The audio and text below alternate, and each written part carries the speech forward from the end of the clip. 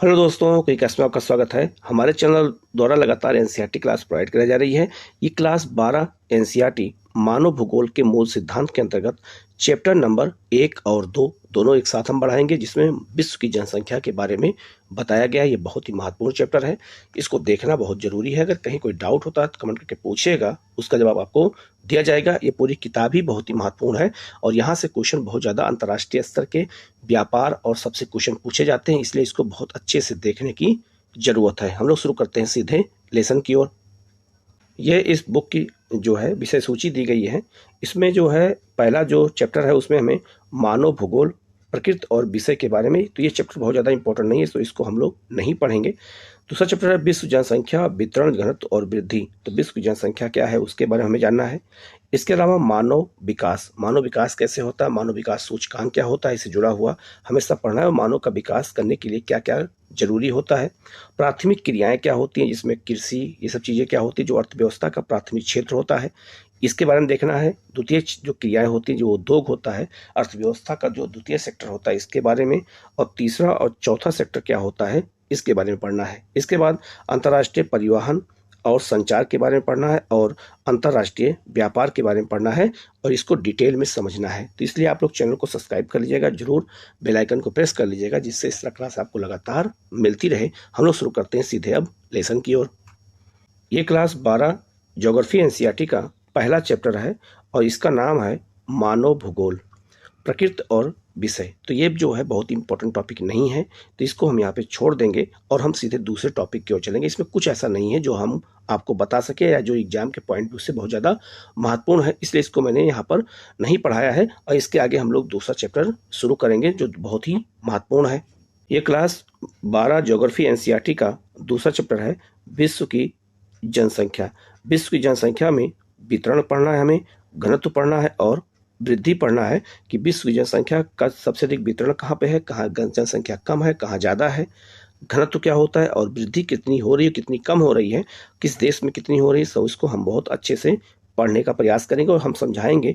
और इसमें कहीं अगर कोई फिर भी डाउट होता है तो आप कमेंट करके पूछिएगा, तो उसका जवाब आपको दिया जाएगा। यहाँ लिखा हुआ है, हम लोग शुरू करते हैं। लिखा है कि किसी देश के निवासी ही उसके वास्तविक धन होते हैं। याद रखना, किसी भी देश के जो निवासी होते हैं वही वास्तविक धन होते हैं, जिसे हम मानव पूंजी कहते हैं। तो मानव क्या है, एक धन है, मानव एक पूंजी है। यही लोग वास्तविक संसाधन होते हैं, इसीलिए हम मानव को संसाधन मानते हैं। तो किसी भी देश के लिए मानव ही सबसे बड़ा क्या होता है, संसाधन होता है।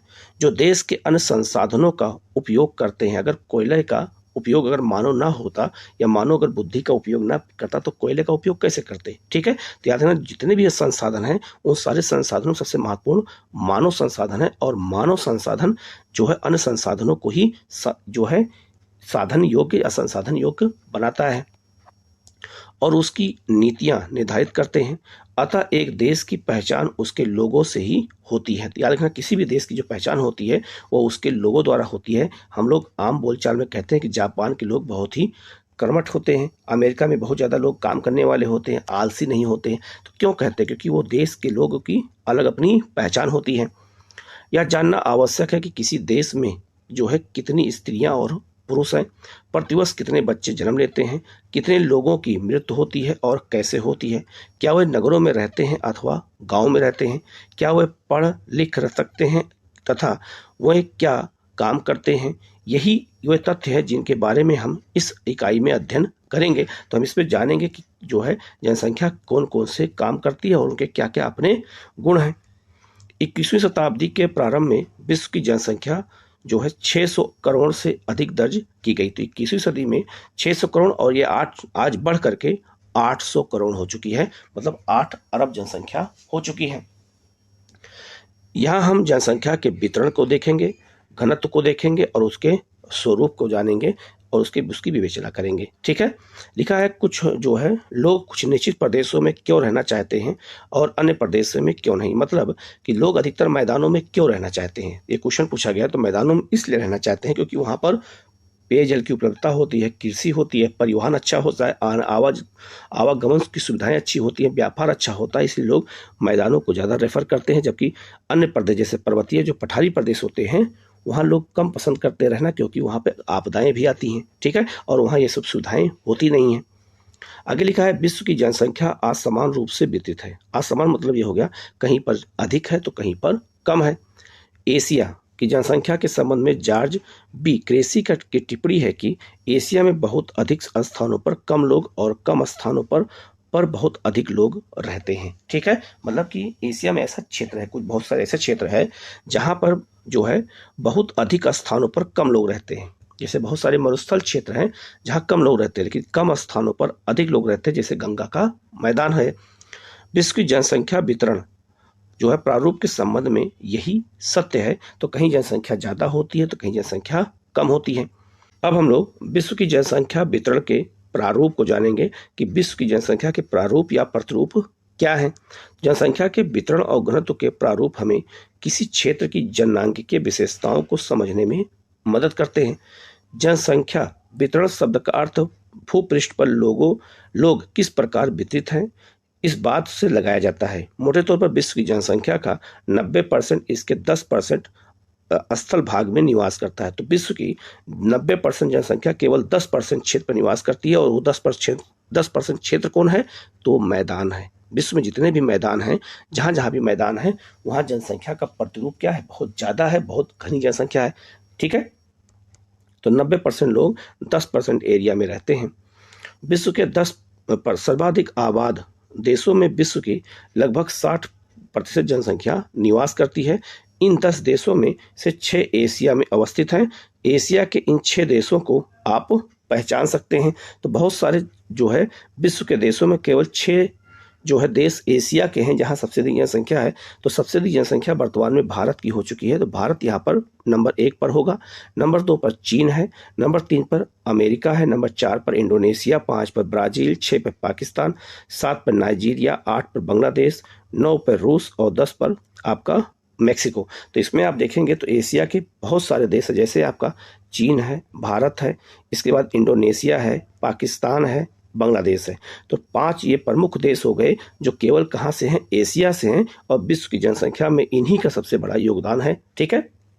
जनसंख्या के बारे में, जनसंख्या के महत्व के बारे में राल्फ वाल्डो जो है इमर्सन ने एक बात कही थी। लिखा है, उन्होंने कहा था कि स्वर्ण से नहीं, मतलब सोने चांदी से नहीं, वरन केवल स्त्रियों और पुरुषों से एक राष्ट्र मजबूत और महान बनता है। मतलब उन्होंने वहाँ के मानव संसाधन को अधिक महत्व दिया।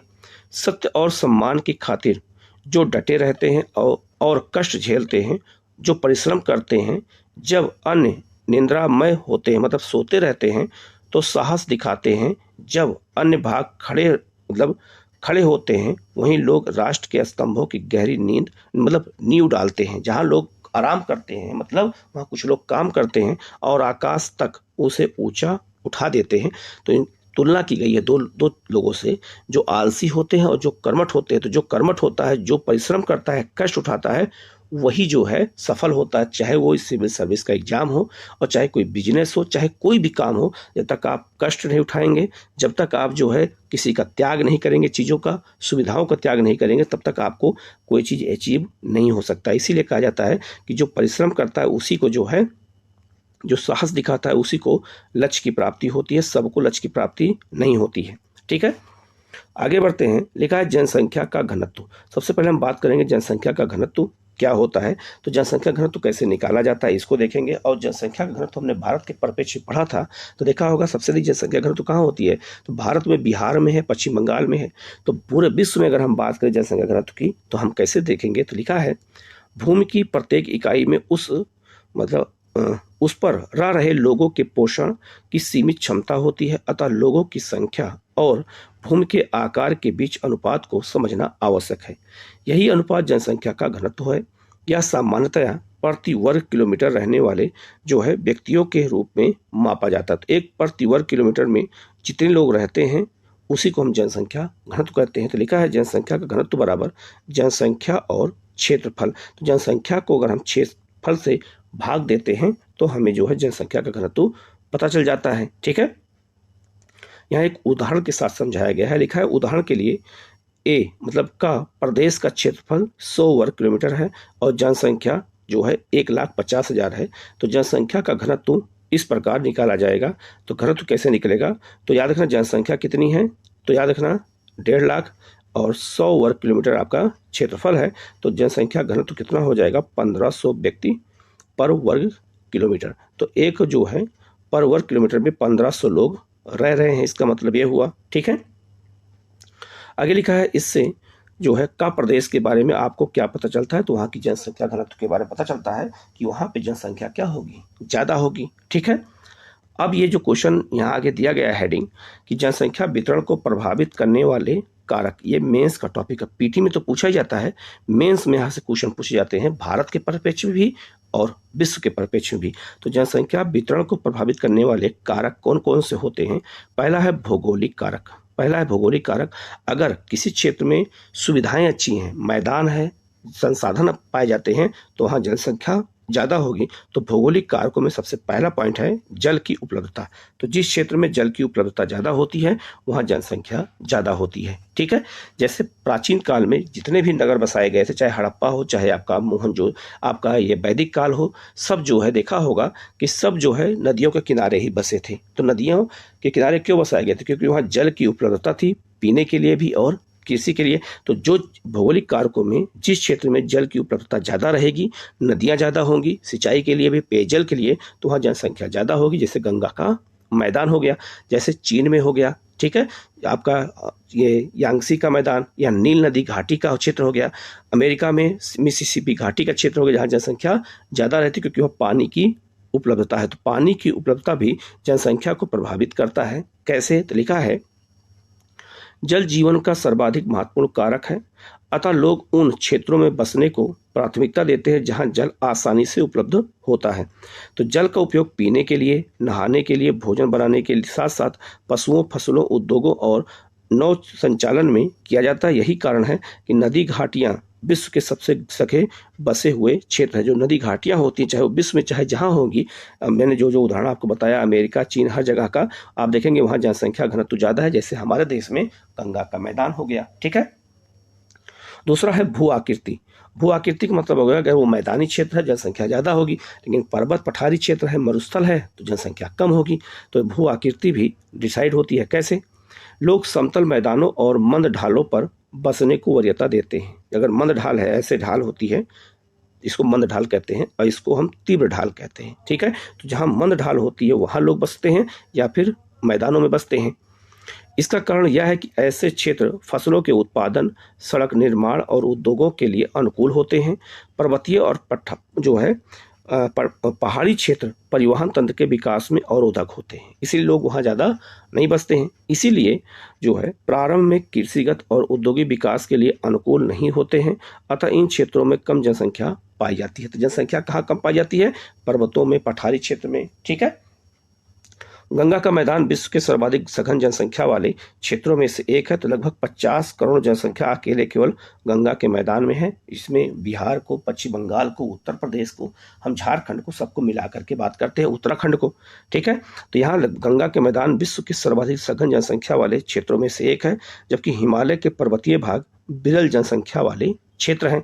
तो हिमालय में कम जनसंख्या और मैदान में अधिक जनसंख्या। तो याद रखना भू आकृति भी जनसंख्या को प्रभावित करती है। तो जितनी इंपॉर्टेंट बात यहाँ लिखी गई है, यही सारे क्वेश्चन एग्जाम में पूछे जाएंगे और आपको मेंस में यही सब को आपको लिखना होगा। ठीक है, अगला कारण है आपका जलवायु। जहाँ जलवायु अच्छी होती है वहाँ लोग रहना पसंद करते हैं। लिखा है अति उष्ण अथवा ठंडे मरुस्थलों की विषम जलवायु मानव आवास के लिए असुविधाजनक होती है, मतलब वहाँ लोग नहीं बसते हैं। सुविधाजनक जलवायु वाले क्षेत्र जिसमें अधिक मौसमी जनसंख्या पाई जाती है। भूमध्य सागरीय प्रदेश सुखद जलवायु के कारण इतिहास के सर्वाधिक कालों से बसे हुए। तो जहाँ जनसंख्या मतलब वहाँ ज़्यादा बसती है जहाँ पर जलवायु बहुत ही अनुकूल होती है। उपजाऊ मृदाएं कृषि और इनसे संबंधित क्रियाओं के लिए महत्वपूर्ण हैं, इसीलिए उपजाऊ दोमट मिट्टी वाले प्रदेशों में अधिक लोग निवास करते हैं। तो जो जलोढ़ मिट्टी होती है उसे दोमट मिट्टी भी कहते हैं, क्योंकि ये मृदाएं गहन कृषि का आधार बन जाती हैं। क्या आप भारत में उन क्षेत्रों के नाम बता सकते हैं जहाँ कम उपजाऊ मृदा के कारण विरल जनसंख्या पाई जाती है? जैसे मरुस्थलीय क्षेत्र हो गया, तो वहाँ पर विरल जनसंख्या क्यों पाई जाती है? क्योंकि वो मिट्टी उपजाऊ नहीं है। ठीक है, अब आते हैं आर्थिक कारक में। तो एक भौगोलिक कारण था, अब दूसरा है आर्थिक कारण। तो जहाँ खनिज संसाधन पाए जाते हैं वहाँ भी लोग बसते हैं। लिखा है खनिज निक्षेपों से युक्त क्षेत्र उद्योगों को उत्कृष्ट करते हैं, मतलब उनको बढ़ाते हैं। खनन और औद्योगिक गतिविधियां रोजगार उत्पन्न करते हैं, अतः कुशल और अर्धकुशल कर्मी इन क्षेत्रों में पहुंचते हैं और जनसंख्या को सघन बना देते हैं, मतलब क्योंकि वहां को रोजगार मिलता है। अफ्रीका की जो है कटंगा, जाम्बिया, तांबा पेटी इसका एक अच्छा उदाहरण है जहाँ पे लोग ज़्यादा बस जाते हैं। ठीक है, तो ये भी एक जो है खनिज भी जो है लोगों को रोजगार देता है, इसीलिए लोग वहाँ पर बसते हैं। अगला है नगरीकरण। तो लिखा है नगर रोजगार के बेहतर अवसर, शैक्षिक व चिकित्सा संबंधी सुविधाएं और परिवहन और संचार के बेहतर साधन प्रस्तुत करते हैं। तो लोग शहरों की ओर क्यों भागते हैं? क्योंकि यहाँ पर जो है शिक्षा का अच्छा अवसर होता है, बेहतर जीवन हो सकता है, यहाँ रोजगार मिल सकता है, यहाँ चिकित्सा सुविधाएं यहाँ अच्छी होती है, परिवहन संचार अच्छा होता है, इसी लोग शहरों की ओर भागते हैं। अच्छी नागरिक सुविधाएं तथा नगरीय जीवन के आकर्षण लोगों को नगरों की ओर खींचते हैं। इससे ग्रामीण क्षेत्रों से नगरीय क्षेत्रों में प्रवास होता है और नगर आकार में बढ़ जाते हैं। विश्व के विराट नगर प्रतिवर्ष बड़ी संख्या में प्रवासियों को निरंतर आकर्षित करते रहते हैं। ठीक है, जैसे हमारे यहाँ दिल्ली है, मुंबई है। ठीक है, आगे यहाँ एक क्वेश्चन फिर पूछा गया है, फिर भी नगरीय जीवन अत्यंत कष्टदायक हो सकता है। नगरीय जीवन के कुछ कष्टदायक पक्षों को बताइए। तो नगरीय जीवन में क्या होता है? यहाँ पे वायु प्रदूषण ज़्यादा होता है, यहाँ जल प्रदूषण ज़्यादा होता है, जल की कमी होती है नगरों क्षेत्रों में, यहाँ पे अपराध भी थोड़ा ज़्यादा होता है, यहाँ पे मलिन बस्तियाँ होती हैं, तो पर्यावरण की समस्याएं ज़्यादा होती हैं। इसीलिए नगरों में ये कुछ जो है कष्टदायक पक्ष भी होते हैं जो नगरों में लोग को परेशान करते हैं। अगला है औद्योगिकरण। तो जहाँ औद्योगिकरण होता है वहाँ भी जनसंख्या ज़्यादा आ जाती है, वहाँ भी नए नए व्यापारिक मार्ग चीज़ें हो जाती हैं, व्यापार खुल जाते हैं, तो लोग वहाँ भी भागते हैं। तो लिखा है औद्योगिक पेटियां रोजगार के अवसर उपलब्ध कराती हैं और बड़ी संख्या में लोगों को आकर्षित करती हैं। इनमें केवल कारखानों के श्रमिक ही नहीं होते, बल्कि परिवहन संचालक, दुकानदार, बैंक कर्मी, डॉक्टर, अध्यापक तथा अन्य सेवाएं उपलब्ध कराने वाले भी होते हैं। तो औद्योगिक क्षेत्रों में ऐसा नहीं कि केवल वहाँ श्रमिक होते हैं, ये लोग भी होते हैं। जापान का कोबे ओसाका प्रदेश अनेक उद्योगों की जो है उपस्थिति के कारण ही सघन हुआ है, क्योंकि वहाँ हर प्रकार के लोग ये सब पाए जाते हैं। तो जहाँ औद्योगिक क्षेत्र होता है वहाँ पे अन्य प्रकार के व्यवसाय वाले लोग भी वहाँ पर मिल जाते हैं। अगर लिखा है सामाजिक और सांस्कृतिक कारण, ये मेंस का टॉपिक समझ लीजिए, बहुत ही अच्छा टॉपिक है। तो सामाजिक और सांस्कृतिक कारक क्या है? कुछ स्थान धार्मिक अथवा सांस्कृतिक महत्व के कारण अधिक लोगों को आकर्षित करते हैं। तो याद रखना, कुछ धार्मिक और सांस्कृतिक महत्व के कारण भी होते हैं जो लोगों को जनसंख्या के लिए वहाँ पर आकर्षित कर लेते हैं। ठीक इसी प्रकार लोग उन क्षेत्रों को छोड़कर चले जाते हैं जहाँ सामाजिक और राजनीतिक अशांति होती है, जहाँ पर लोग सामाजिक रूप से लड़ते रहते हैं, राजनीतिक स्थिरता नहीं होती है, तो वहाँ से लोग पलायन करके किसी दूसरे क्षेत्र में चले जाते हैं। कई बार सरकारी लोगों को विरल जनसंख्या वाले क्षेत्रों में बसने अथवा भीड़ भाड़ वाले स्थानों से चले जाने के लिए प्रोत्साहित देती है, जिससे जो है वहाँ के लोग भी जो है भीड़ भाड़ ना रहे। क्या आप अपने प्रदेश से कुछ ऐसे उदाहरणों को बता सकते हैं, सोच सकते हैं? जैसे दिल्ली, मुंबई, यहाँ जनसंख्या क्या हो गई, भीड़ भाड़ ज़्यादा हो गया है, इसलिए दिल्ली जनसंख्या को कम करने के लिए एनसीआर बनाया गया है। अब आते हैं जनसंख्या वृद्धि क्या होता है। तो लिखा है जनसंख्या वृद्धि अथवा जनसंख्या परिवर्तन का अभिप्राय किसी क्षेत्र में समय की किसी निश्चित अवधि के दौरान बसे हुए लोगों की संख्या में परिवर्तन से है। अगर निश्चित समय में जनसंख्या में तेजी से परिवर्तन होता है तो हम उसे जनसंख्या वृद्धि कहते हैं। जो जनसंख्या वृद्धि 3 कारणों से होती है। पहला है प्रवास के कारण, दूसरा है जन्म दर अधिक होना और तीसरा है मृत्यु दर का कम होना। तो मृत्यु दर कम होगी, लोग कम मरेंगे, अधिक पैदा होंगे, और प्रवास होगा तो जनसंख्या वृद्धि क्या होगी, अधिक होगी। तो आपको इसी परिप्रेक्ष्य में मेंस के आंसर भी आप समझ के लिख सकते हैं। आगे लिखा है यह परिवर्तन धनात्मक भी हो सकता है और ऋणात्मक भी हो सकता है। इसे निरपेक्ष संख्या अथवा प्रतिशत के रूप में अभिव्यक्त किया जा सकता है। जनसंख्या परिवर्तन किसी क्षेत्र की आर्थिक प्रगति, सामाजिक उत्थान, ऐतिहासिक और सांस्कृतिक पृष्ठभूमि का महत्वपूर्ण सूचक होता है। ठीक है, तो ये बहुत ही महत्वपूर्ण बताया गया जनसंख्या परिवर्तन को। आगे लिखा है जनसंख्या भूगोल की कुछ आधारभूत अवधारणाएं क्या है। इससे जनसंख्या की वृद्धि क्या होती है। तो लिखा है समय के 2 अंतरालों के बीच एक क्षेत्र विशेष में होने वाली संख्या, मतलब जनसंख्या में परिवर्तन को जनसंख्या की वृद्धि कहते हैं। तो यहाँ क्या लिखा है, 2 समय अंतरालों के, मतलब कि 2001 से और 2011 के बीच में जो जनसंख्या की वृद्धि हुई है उसी को हम जनसंख्या वृद्धि के नाम से जानते हैं। तो लिखा है आगे, उदाहरण के लिए यदि हम भारत की 2001 की जनसंख्या जो है कितनी थी, तो 102 जो है करोड़ थी, को 2011 की जनसंख्या 121 करोड़ में से घटाएं, तब हमें जनसंख्या की वृद्धि 18 कितना जो है 15 करोड़ की वास्तविक संख्या का पता चलेगा। तो इतने लोग क्या हो गए, 10 सालों में बढ़ गए। तो यही होता है जनसंख्या वृद्धि हुई है। जनसंख्या की वृद्धि दर क्या होती है? जनसंख्या में परिवर्तन है जो प्रतिशत में व्यक्त किया जाता है। तो अगर इसी को हम प्रतिशत में व्यक्त करेंगे तो उसे कहेंगे जनसंख्या की वृद्धि दर कहेंगे। जनसंख्या की प्राकृतिक वृद्धि क्या होती है? तो किसी क्षेत्र विशेष में 2 समय अंतरालों में जन्म और मृत्यु के अंतर से बढ़ने वाली संख्या को हम उस क्षेत्र की प्राकृतिक जनसंख्या वृद्धि कहते हैं। यही क्वेश्चन एग्जाम में IAS में पूछा गया था कि जनसंख्या की प्राकृतिक वृद्धि किस पर निर्भर करती है? तो जन्म और मृत्यु दर पर निर्भर करती है। अगर लोग जन्म और मृत्यु दर के अंतर को देखा जाएगा तभी हम प्राकृतिक जनसंख्या वृद्धि कहते हैं। तो जन्म दर और मृत्यु दर पे है। जनसंख्या की वास्तविक वृद्धि क्या होती है? यह वृद्धि तब होती है जब वास्तविक वृद्धि जन्म मृत्यु प्लस आप्रवास और उत्प्रवास हो, तब उसे हम कहते हैं जनसंख्या की वास्तविक वृद्धि कहते हैं। जनसंख्या की धनात्मक वृद्धि क्या होती है?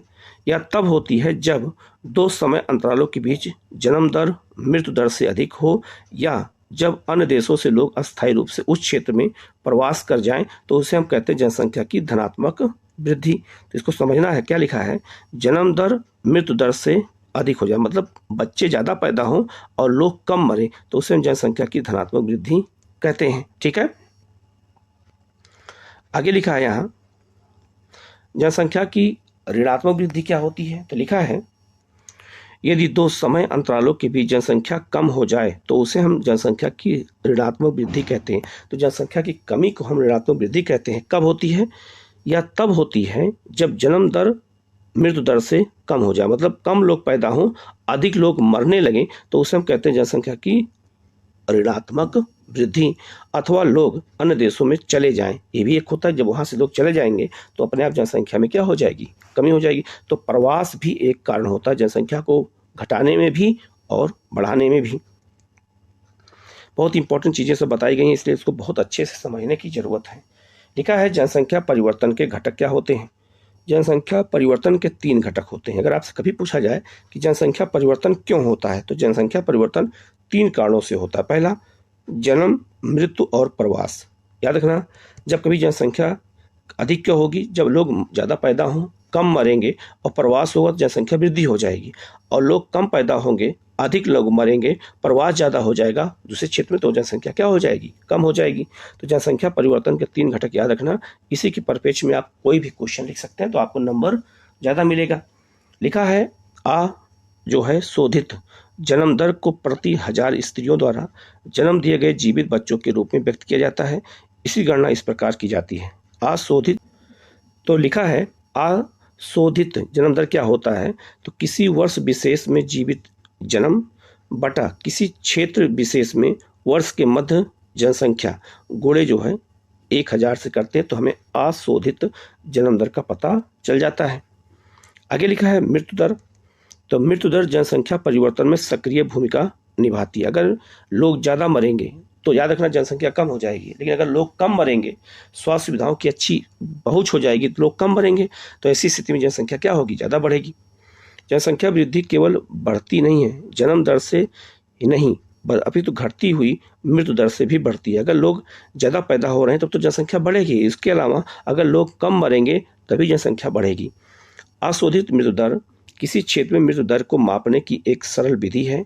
अशोधित मृत्यु दर को किसी क्षेत्र विशेष में किसी वर्ष के दौरान प्रति 1000 जनसंख्या के पीछे मृतकों की संख्या के रूप में अभिव्यक्त किया जाता है। ठीक है, तो जो बात यहाँ बताई गई है, अब आपको पता चल जाएगा कि मृत्यु दर क्या होती है।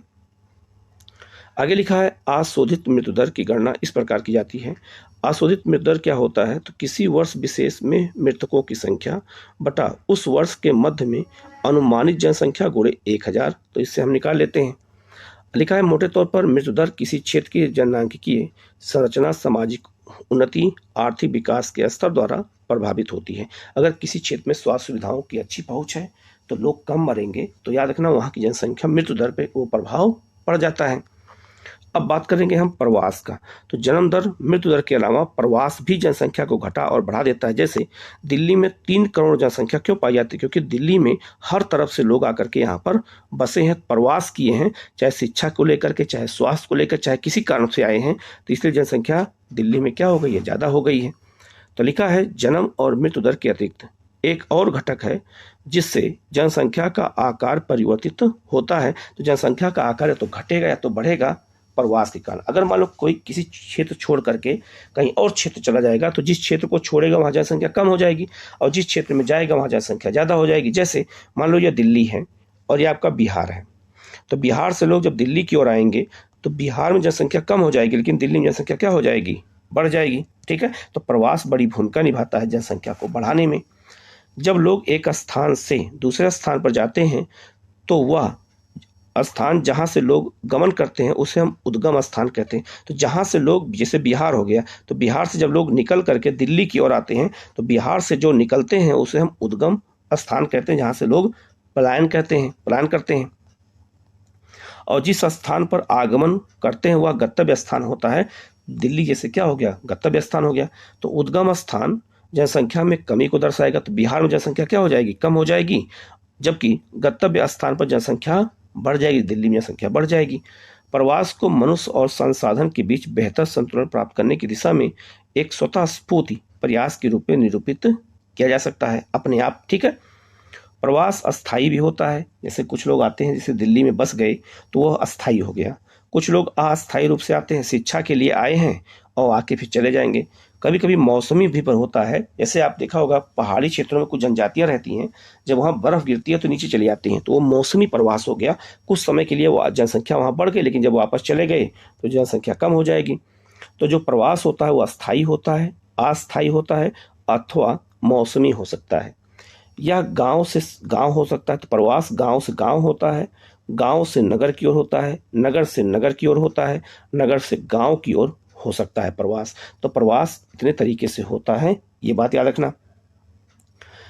आगे लिखा है क्या आप महसूस करते हैं कि एक ही व्यक्ति दोनों एक अप्रवासी और उत्प्रवासी हो सकता है? तो बिल्कुल हो सकता है। कैसे? तो लिखा है अप्रवास किसे कहते हैं? तो प्रवासी जो किसी नए स्थान पर जाते हैं उन्हें हम अप्रवासी कहते हैं। जो दिल्ली, वहाँ बिहार से जब कोई दिल्ली आता है तो उसे हम क्या कहते हैं? अप्रवासी कहते हैं। तो जो नए क्षेत्र मतलब नए स्थान पर आता है उसे हम क्या कहते हैं? प्रवासी कहते हैं। तो जो बिहार से दिल्ली आए हैं उन्हें हम क्या कहेंगे? अप्रवासी। उत्प्रवास किसे कहते हैं? प्रवासी जो एक स्थान से बाहर चले जाते हैं उन्हें हम उत्प्रवासी कहते हैं। जो एक स्थान से बिल्कुल बाहर निकल जाएं तो उसे हम क्या कहेंगे? उत्प्रवासी कहेंगे। और नए स्थान पे आते हैं तो उसे हम अप्रवास कहेंगे। दोनों में बहुत माइनोरी अंतर है, इसको हमें समझने की जरूरत है। आगे यहाँ एक क्वेश्चन पूछा गया है, क्या आप सोच सकते हैं कि लोग किन कारणों से प्रवास करते हैं? तो रोजगार के कारण, अच्छा जीवन जीने के कारण, शिक्षा के कारण, चिकित्सा सुविधा जहाँ अच्छी हो, जहाँ पे खतरा ना हो, जहाँ पे अराजकत्व ना हो, जहाँ अपराध ना हो, वहाँ से लोग जो है वहीं लोग जाकर के बसते हैं। और जहाँ अपराध होता है, जहाँ पे पेयजल की समस्या है, सुविधाएं नहीं हैं, तरह तरह की जो है अपराध हो रहे हैं, वहाँ बुराइयां हैं, तो लोग वहाँ से चले जाते हैं। ठीक है, तो यही कारण होता है कि लोग प्रवास करते हैं। तो ऐसे क्वेश्चन जब मेंस में आते हैं, इंटरव्यू में पूछे जाते हैं, तो अगर हम नहीं बता पाते इसका मतलब है हमारा बेसिक नॉलेज हमें नहीं होता है। और जब हम इस सब को पढ़ते हैं तो हमारा जो कॉन्सेप्ट है वो क्लियर हो जाता है। आगे लिखा है लोग बेहतर आर्थिक और सामाजिक जीवन के लिए प्रवास करते हैं। तो जो क्वेश्चन यहाँ पूछा गया उसी का आंसर यहाँ दिया गया है कि लोग जो है आर्थिक और सामाजिक जीवन के लिए मतलब बेहतर सामाजिक और आर्थिक जीवन के लिए ही प्रवास करते हैं। प्रवास को प्रभावित करने वाले कारकों के 2 समूह होते हैं। पहला क्या समूह होता है? प्रतिकर्ष कारक। एक होता है अपकर्ष कारक। तो प्रतिकर्ष कारक क्या होता है? तो लिखा है बेरोजगारी, रहन सहन की निम्न दशाएं, राजनीतिक उपद्रव, प्रतिकूल जलवायु, प्राकृतिक विपदाएं, महामारियां और सामाजिक आर्थिक पिछड़ेपन जैसे कारक उद्गम स्थान को कम आकर्षित करते हैं। तो जब ये समस्याएं अगर रहेंगी तो वहां से लोग पलायन कर जाएंगे। जैसे बिहार, तो बिहार प्रतिकर्ष कारक हो गया क्योंकि यहाँ पर वो सुविधाएं नहीं हैं, इसीलिए लोग पलायन कर रहे हैं। ठीक है, मैंने बिहार के परिप्रेक्ष्य में समझाने का प्रयास किया है। ठीक है, अब दिल्ली क्या हो गया, अपकर्ष कारक हो गया। क्यों? क्योंकि यहाँ वो सुविधाएं मौजूद हैं, जैसे काम के बेहतर अवसर हैं, यहाँ रहन सहन की अच्छी दशाएं हैं, शांति और स्थायित्व है, जीवन और संपत्ति की सुरक्षा तथा अनुकूल जलवायु जैसे कारक गंतव्य स्थान को उद्गम स्थान की अपेक्षा अधिक आकर्षित करते हैं। इसीलिए लोग दिल्ली जैसे शहरों, मुंबई जैसे शहरों में क्या हो जाते हैं, बस जाते हैं। लिखा है, क्या आप जानते हैं विगत 500 वर्षों में मानव जनसंख्या 10 गुना से अधिक बढ़ी है। अकेले 20वीं शताब्दी में जनसंख्या 4 गुना बढ़ गई है। प्रतिवर्ष लगभग 8 करोड़ लोग पहले की जनसंख्या में जुड़ रहे हैं। तो प्रत्येक वर्ष जो है 8 करोड़ लोग जनसंख्या मतलब पूरी दुनिया की बढ़ रही है। अब लिखा है जननांकीय संक्रमण क्या होता है। लिखा है जननांकीय संक्रमण सिद्धांत का उपयोग, ये बहुत फेमस सिद्धांत है, पीटी मेंस में 2 जगह पूछा जाता है। तो जननांकीय संक्रमण सिद्धांत का उपयोग किसी क्षेत्र की जनसंख्या के वर्णन और भविष्य की जनसंख्या के पूर्वानुमान के लिए किया जाता है।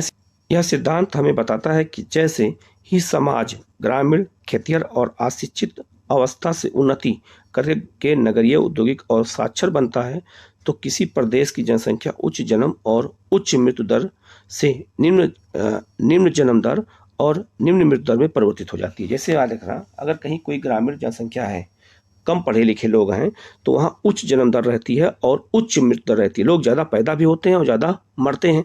लेकिन जैसे ही लोग नगरीय जीवन में आते हैं, तो वहाँ स्वास्थ्य सुविधाओं की जो है अच्छी हो जाती है, सुविधा हो जाती है, और लोग साक्षर हो जाते हैं, तो कम जनसंख्या पैदा करते हैं, मतलब कम बच्चा पैदा करते हैं। तो वहाँ क्या हो जाएगा, तो वहाँ ये हो जाएगा निम्न मृत्यु दर। तो शहरों में निम्न मृत्यु दर और साथ में निम्न जन्म दर और साथ में निम्न मृत्यु दर दोनों हो जाएगी। तो गांवों में उच्च जन्म दर, उच्च मृत्यु दर, और नगरीय क्षेत्रों में निम्न जन्म दर और निम्न मृत्यु दर होती। स्वास्थ्य सुविधाओं के कारण लोग कम मरते हैं और साक्षरता अधिक होती है, तो कम बच्चा पैदा करते हैं। तो यही जो है ग्रामीण और शहरी क्षेत्रों में अंतर है।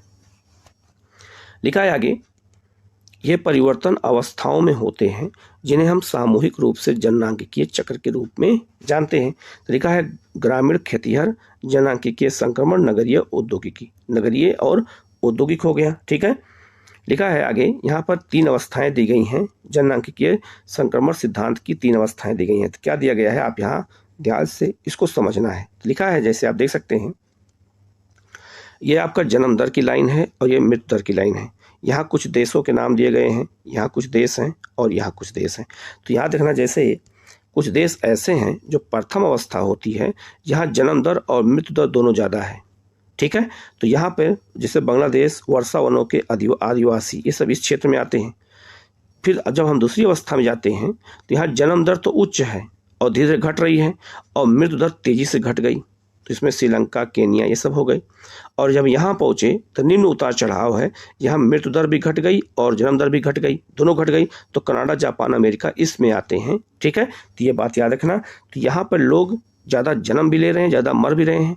यहाँ कम लोग जन्म ले रहे हैं, कम लोग मर रहे हैं। यहाँ पर क्या है, जन्म दर ज़्यादा है तो यहाँ मृत्यु दर कम है। तो यहाँ पर इस चीज़ को यहाँ पर दिखाया गया है। ठीक है, तो यहाँ उसी चीज़ को बताया भी गया है। लिखा है, प्रथम अवस्था में उच्च प्रजननशीलता और उच्च जो है मृतता होती है, क्योंकि लोग जो है महामारियों और भोजन की अनिश्चित आपूर्ति से होने वाली मृत्युओं की क्षतिपूर्ति अधिक पुनरुत्पादन करते हैं। जनसंख्या वृद्धि धीमी होती है और अधिकांश लोग खेती में कार्यरत होते हैं।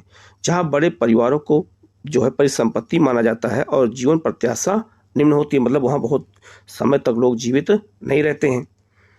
अधिकांश लोग अशिक्षित होते हैं प्रथम अवस्था में, और उनके प्रौद्योगिकी स्तर भी, मतलब उनका तकनीकी स्तर भी क्या होता है, निम्न होता है। 200 वर्षों पूर्व विश्व के सभी देश इसी अवस्था में थे। तो लगा रखना, आज से 200 वर्षों पहले विश्व के जितने भी देश थे सब इसी अवस्था में मौजूद थे।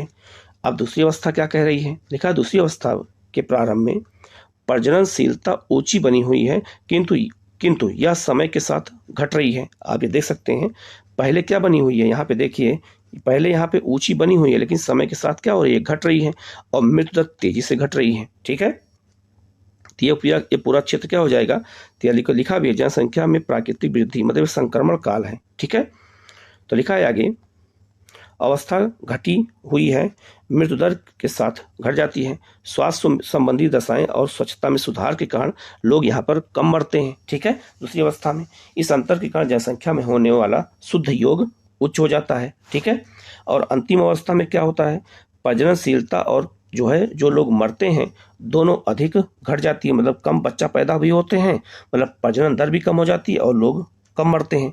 जनसंख्या या तो स्थिर हो जाती है या मंद गति से बढ़ती है, जैसे अमेरिका की इस समय यूरोपीय देशों की हो गई है।